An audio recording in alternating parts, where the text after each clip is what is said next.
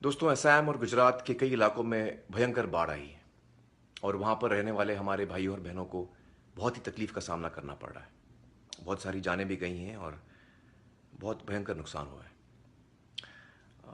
कुदरत के सामने तो हम लाचार हैं, लेकिन वहाँ पर रहने वाले हमारे भाइयों और बहनों की मदद करने में हम लाचार नहीं हैं।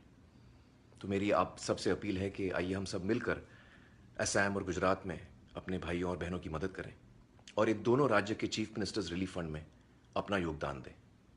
मैं भी यही करूँगा, आप भी मेरा साथ दीजिए। धन्यवाद। जय हिंद।